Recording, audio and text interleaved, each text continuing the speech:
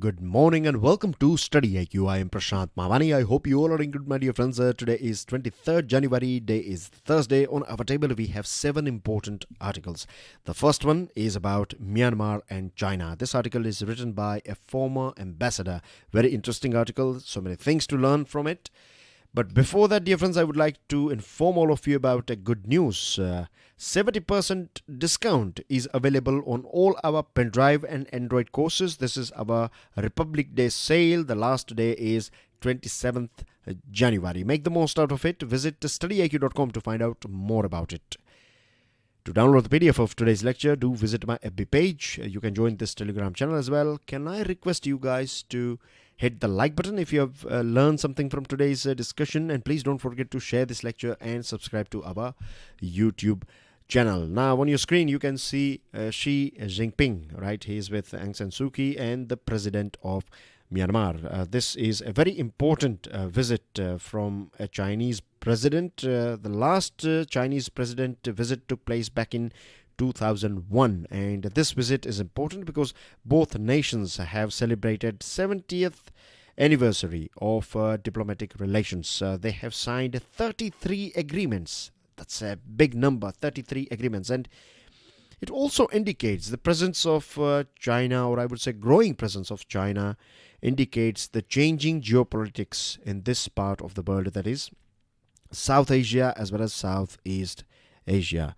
And a country, Myanmar, that was once upon a time, I won't say like it was one of the best friend, but it used to get along with USA very well. But now it looks like it is inclining towards, or its inclination towards Beijing is increasing. It's moving closer to China. On your screen you can see Mr. Obama. He visited Myanmar, and this was again a big thing. You can see Mr. Obama with then President Thein Sein of Myanmar. They talked about so many things and relationship and global issues and other things, but now China is China is basically expanding its influence in this South Asian nation. Both the nations are going to have 2+2 as well. That's a ministerial meeting where you have defense minister and foreign minister of Myanmar, and they will interact with their counterpart from China. So let's study a little bit about the geography of this country.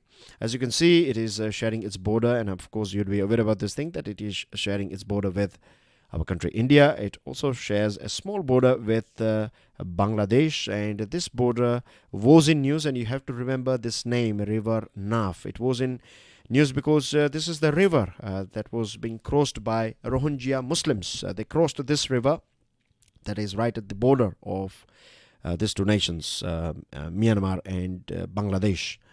And they crossed this river and they entered into this Cox's Bazar place of Bangladesh. So due to this Rohingya Muslim crisis, it was quite in news. And then you have other countries with which it is sharing its border.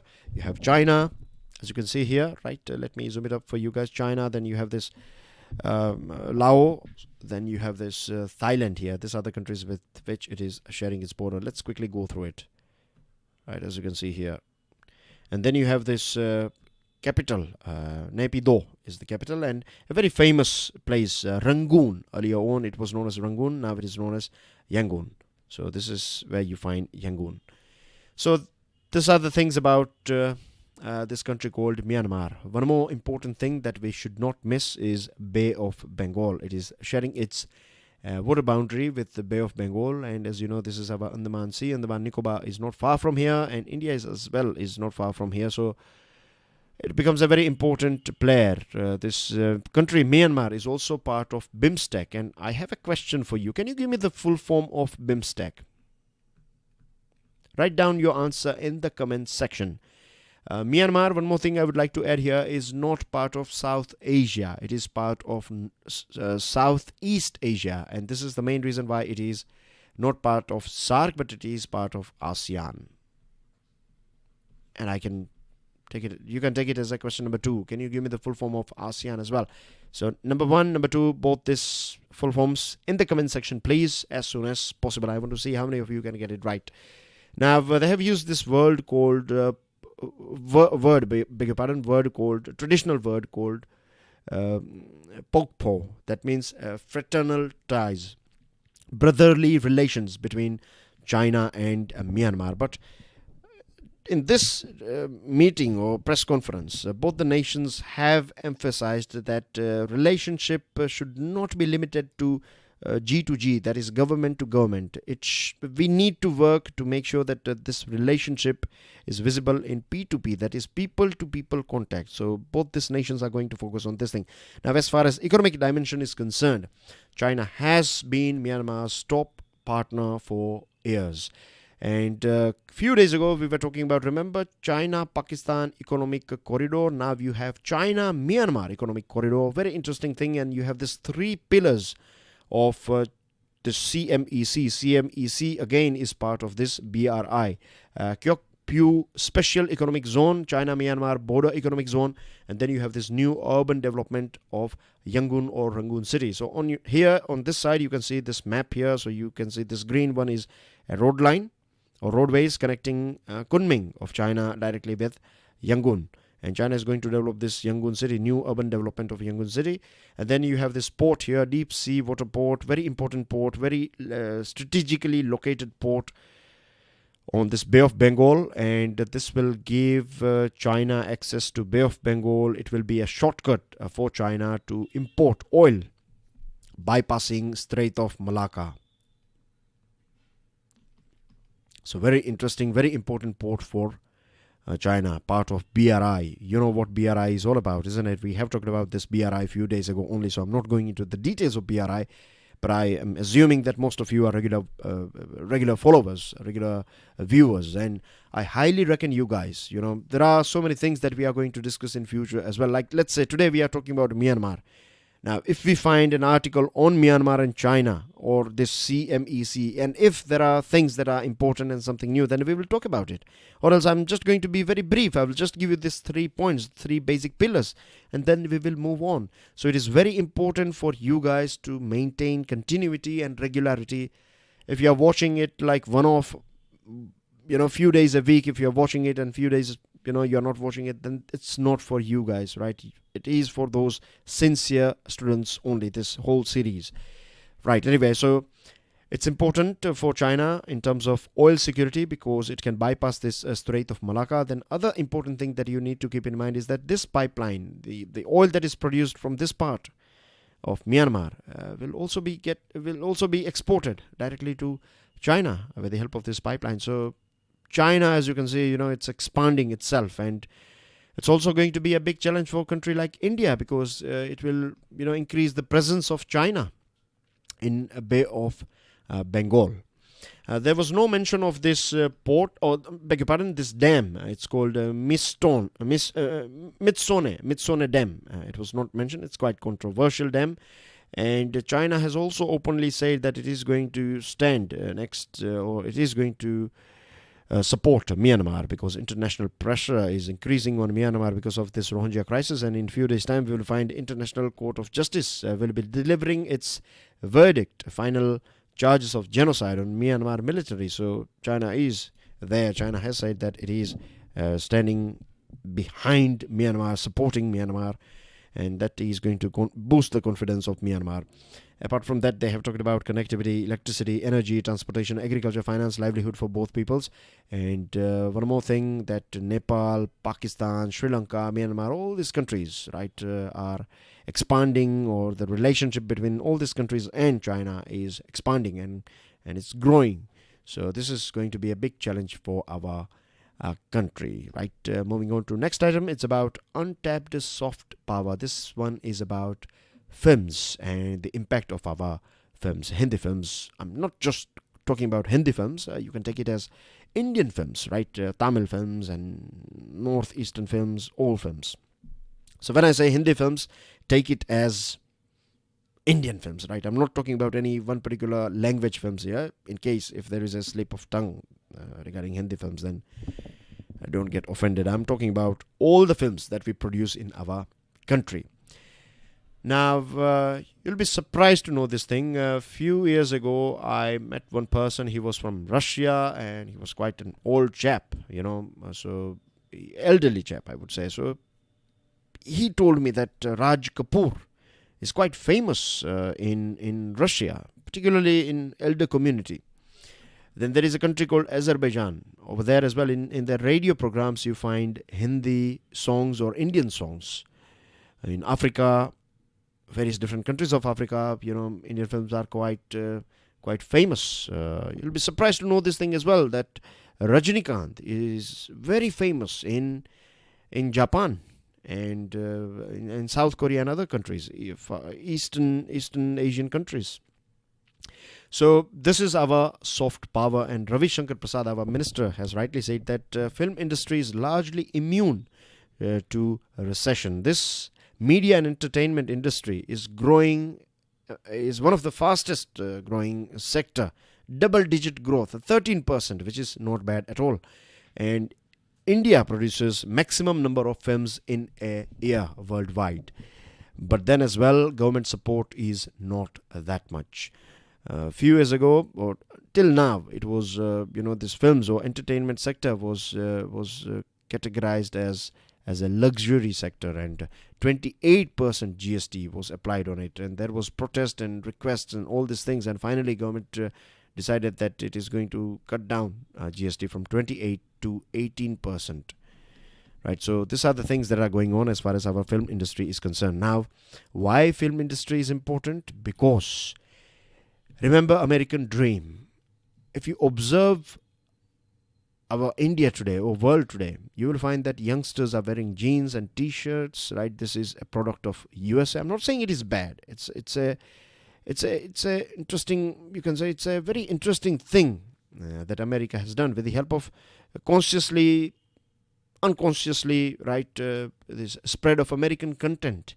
Their films, their TV serials or soaps, their advertisements, all these things has created a positive impact, and it has prepared a sort of ground for American products and services. Coca-Cola, your Snickers and other bars, chocolate bars. There are so many other products, American US pizza, and so many big names, McDonald's, and there are other things. Means I can go on. You will observe t-shirts and big companies of jeans and other things. All these things have expanded, and they have become like local household name because of this American content, and it has helped to create desirability for American dream, and this has created it has added to the power of this soft power has worked for USA. In our country, we have a population of 1.37 billion, but we have just 10,000 screens. In China, they have 1.4 billion population. They have 60,000 screens. The more screens you have, one thing is that people will get more options to watch films, and it will be more, you can say, beneficial, more opportunities for state government as well, or the government to earn revenue, because of the more tickets you sell, the more revenue get as entertainment tax. The industry employs a vast number of technical and creative personnel as well. There are so many people, there's a big team working this crew, so it provides job opportunity. It provides seasonal employment as well to local staff, and so many people, so many places, the hotels and other places, they get famous because of this thing. Like New Zealand, because of Lord of the Rings film, New Zealand got huge amount of tourism. Indians were aware about New Zealand, but Indians were not that much, it was not a favorite tourist destination for Indians. But after Kahona Pyar Hai film, New Zealand became quite famous, or it became a sort of hot destination for Indian tourists. American states, they provide tax shelters, cash rebates, grants and other things. In Indian states as well, they do provide it. But there are a few things that we need to sort out, and we need to make it a bit more simple to take permission for all those places, like archaeological sites and other things. And this is a very high export product, high export potential product. Our films, they have huge potential. Dangal, you remember Dangal is a very famous film in China. Three Idiot was quite famous in UK's communities, like church. Many churches, they used to reckon Three Idiot film for stress management and to get a sort of a positive attitude for life, and particularly for students. So these are the things we don't find these sort of things in news, but these are some of practical examples, and it has this export potential, and it can add to positive image of our country, and it can increase our influence and our culture in different parts of the world. Moving on to next item, very interesting article, as I told you. Then we have think climate change action. Think climate change action and act global. It's not local, it's GLOCAL. Very interesting article. Now this one is starting with this COP25. COP25 is a big failure, right? Madrid, it took place in Spain, Madrid, December 2019, and it is a big failure because wealthy countries and their attitude towards climate change is quite dangerous. Leaders like Mr. Trump, Putin, and in fact, till a recent past, Australian Prime Minister and the government were a bit skeptical, and they were not, even today, Mr. Trump and Mr. Putin, and there are other leaders as well, like Brazilian regime is there, then you have other countries. They are not taking climate change seriously. And we have seen, a few days ago, we were talking about this Australian bushfire, and this is eye-opener for the whole world. These wealthy countries, they are the ones who made the most out of this industrial development. They are these rich countries. They are the ones who have polluted the world for a very long period of time. But now it comes to taking actions, they are saying that we are not alone. You should take on board India and China and other countries as well. They should contribute, and these rules and regulations are not are benefiting only the developing and underdeveloped countries. What about us? We are using latest technologies and we are protecting, and they have all these excuses. They want a new fresh deal, particularly Mr. Trump. He's the one who has decided, and officially the process is on. By 2020, by this year, USA will be out of this Paris climate change agreement. So the next COP will take place at Glasgow, that is in UK, Scotland. And chances are that we will not see any sort of positive outcome, because political leadership is going to be the same. Climate activism has increased awareness, like kids like Greta Thunberg, and there are other people as well, other faces, local faces, domestic faces, international faces who are creating awareness regarding climate change. We have articles, and so many people are contributing, isn't it? Social media, individuals are posting things regarding climate change and creating awareness. So this thing has increased. So what we need now, and experts are suggesting that we need a sort of parallel action. We need to have a parallel COP, Conference of Party. This is more about global players. We can have a parallel one in which we can have sub-state actors. We can have famous faces, let's say, or celebrities. We can take on board NGOs. We can have academics on board. They can provide facts and figures and other things.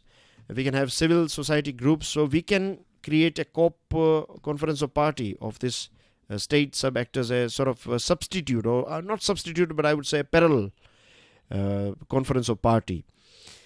Now, one more thing that we need to understand in India is that all this stalemate or issues that are going on at global level when it comes to climate change, then this is creating opportunity for India. India can take a leadership role, because India has to take a leadership role, because India is one of the country that is extremely vulnerable to the effects of global warming and climate change. What we can do is we can create horizontal as well as vertical pyramids or cooperation, or at various different levels we can have this vertical and horizontal integration. I'll give you a small example. Let's say we have this pyramid here.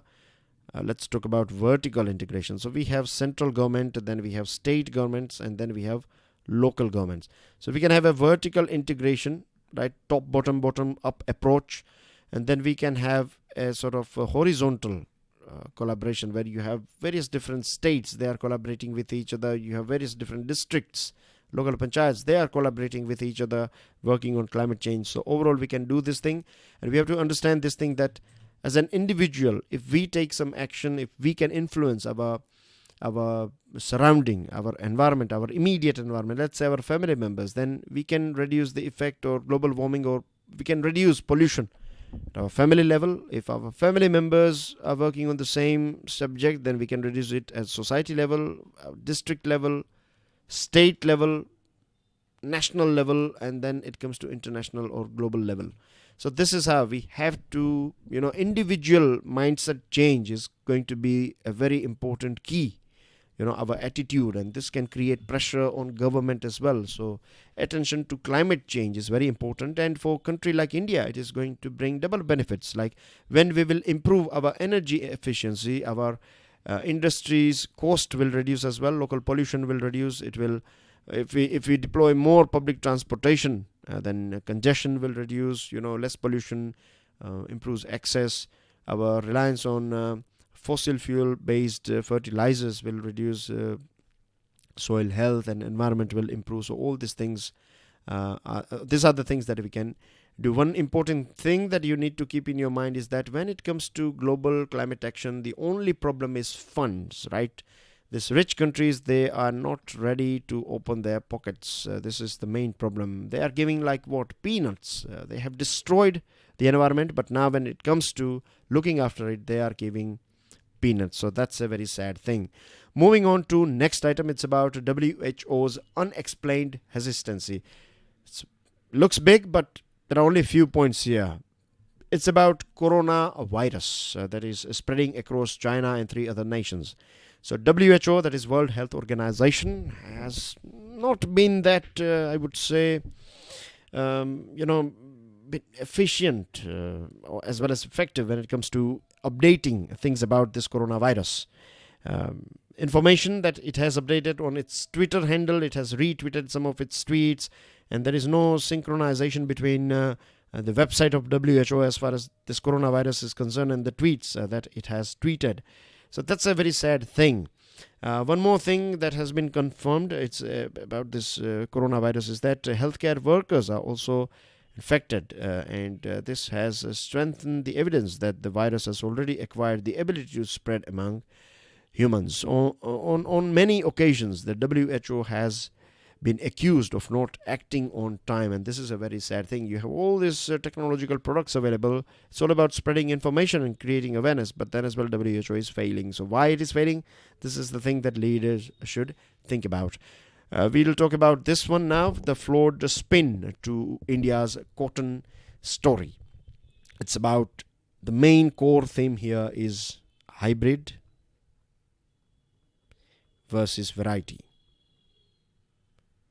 Hybrid is, it's more, it's a more latest thing that is widely used in our country. It was introduced back in 2002. Genetically modified pest-resistant BT cotton hybrids have captured the Indian markets since their introduction in 2002. Do you know that 95% of area under cotton is under this GM or this hybrid variety? And it's a good news or a big news, I would say. Not good, but big news that India's cotton production in 2019 is going to be the best ever, highest ever, 354 lakh bales. This is not a small figure, and for the first time we are going to be number one, surpassing China as far as output is concerned. So extending GM technology to increase food crop yield is in news now. BT brinjal and other things now, because of the success of this BT cotton or this hybrid cotton, there are people who are arguing or saying that we need to expand this GM technology in other food crop items as well. But we need to listen to our critics as well. Critics have said that BT cotton hybrids have negatively impacted livelihoods of farmers, particularly poor farmers. And in our country we have, the biggest chunk is of marginal and small farmers. Now, the reason why I said that this is a big news but not a good news is because if you compare our productivity, yield per unit area with other countries, then we find that in India we are using a very big amount of land for cotton production compared with when we compare ourselves with China. China is using a very small portion. When we compare our land portion with China, then we find that China is using very small land portion, and then as well it has been number one for a very long period of time. So this means that our productivity is much lower. And if you go through these countries here, then Australia is a developed country. Apart from that, most of the countries are developing countries. So situation is not that different. It's not that they have latest technologies and money and everything. They are on the same page, or more likely they have few bits and pieces here and there. They have advantages here and there. We have some advantages here and there. So we don't have that big gap between other countries like India, Mexico, Brazil, etc. Now, India is the only country that grows cotton as hybrids and the first to develop hybrid cotton back in 1970s. These countries, they are using a variety. Now, hybrids are made by crossing two parent strains having different genetic characters. Remember this thing, and this is also a technical point, that all other cotton producing countries grow cotton not as hybrids but varieties for which seeds are produced by self-fertilization. Farmers can produce their seeds, but here with hybrids you have to buy it from seed companies. So the biggest beneficiary is seed companies. They are the ones who are making huge amount of money. When it comes to varieties, right, when it comes to high density, then varieties are planted at high density, that is 5 kilo seeds per acre.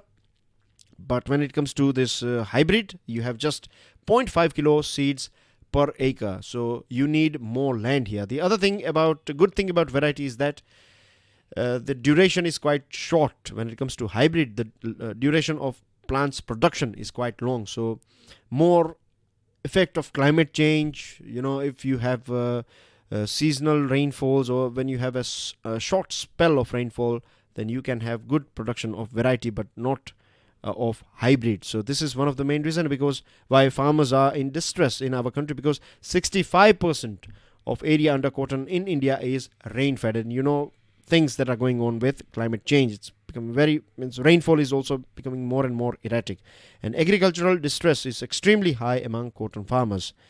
So what we need now is we need to focus on these varieties rather than focusing on hybrid. And so far what we have done is, we were knowing this knowledge was there for a very long period of time. So the question is why we were not implementing it, because we have always so when it comes to cotton, we have paid too much attention to this hybrid or GM. So there was no proper discussion on hybrids versus varieties. Then we have ignored economic conditions as well, socio-economic conditions as well we have ignored, and this is a very sad thing because India is already signatory of these two international treaties on GMO. One is Convention on Biological Diversity and the other one is Cartagena Protocol on Biosafety, and both these treaties they specifically talk about this socio-economic consideration. It should be considered like what is the condition, social condition, economic condition, and based on that you should promote this hybrid variety. But we have ignored this thing, and this is the reason why we find that farmers are in distress, because they have to pay a huge amount of money to purchase these seeds.